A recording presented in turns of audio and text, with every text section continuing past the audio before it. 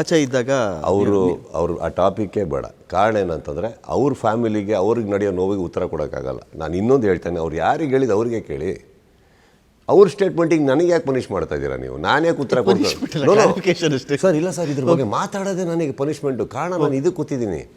ನಾನು ಇರೋದು ಇಷ್ಟೊತ್ತು ಹೇಳಿದ್ರೆ ನಿಮಗಂತ ಉತ್ತರ ಸಿಕ್ತು. Unless you want a different answer. Do you want a different answer? Then what are we talking about? ಅವ್ರ ಮನೆ ಅಲ್ಲೇ ಇದೆ, ಹೋಗಿ ಕೇಳಿ ಯಾರಿಗೆ ಹೇಳಿದ್ದು ಅಂತ ಕೇಳಿ. ಅಲ್ಲ ಖಂಡಿತ ಸರ್, ಅವ್ರು ನಲ್ಪಾಡು ರಾಜಗೌಡರು ಸುದೀಪ್ ಅವರಿಗೆ ಹೇಳಿದ್ದು ಅಂದರೆ ನಾನು ಉತ್ತರ ಕೊಡಬಲ್ಲೆ.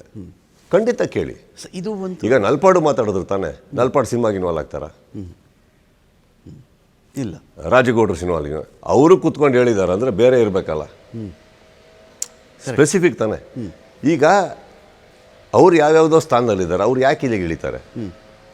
ಅವ್ರ ಪ್ರೀತಿಯಿಂದ ನಾನು ಫಂಕ್ಷನಿಗೆ ಬಂದಿರೋದು, ಕರೆಕ್ಟಾ? ಈಗ ನನ್ನ ಹೆಸರು ಬಂದಿದೆ ಅಂದರೆ ನಾನು ಹೇಳಬಲ್ಲೆ.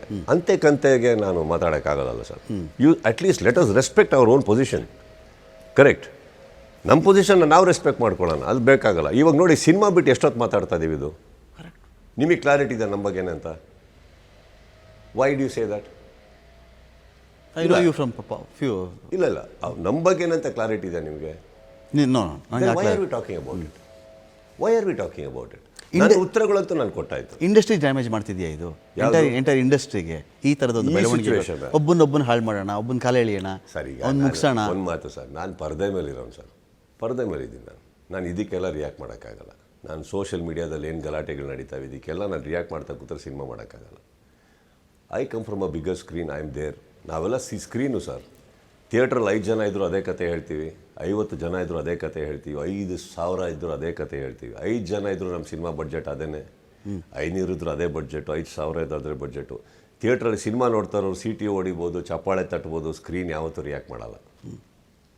5 ಜನ ಇದ್ದಾರೆ ಅಂದ ಮಾತ್ರಕ್ಕೆ ಕಮ್ಮಿ ಕತೆ ಹೇಳಿಲ್ಲ, 50 ಜನ ಜಾಸ್ತಿ ಇದ್ದಾರೆ ಅನ್ನೋಕ್ಕೂ ಕತೆ ಜಾಸ್ತಿ ಹೇಳಿಲ್ಲ. ಇದು ನಾವು ಅಲ್ಲಿಗೆಲ್ಲ ಗ್ರೌಂಡ್ ಲೆವೆಲಲ್ಲಿ ಹೋಗಿ ನಡೆಯೋ ಗಲಾಟೆಗಳಿಗೆ ಉತ್ತರ ಕೊಡ್ಕೊಂಡು ಕೂತ್ರೆ ನಮಗೂ ನಿಮಗೂ ವ್ಯತ್ಯಾಸ. You and I, we should be talking about it.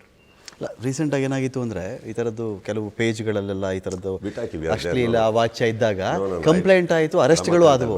Sudeep ಅವರು ಆ ಲೆವೆಲ್ಗೆ ಹೋಗಲ್ಲ. Ramakant, I finished. ಓಕೆ.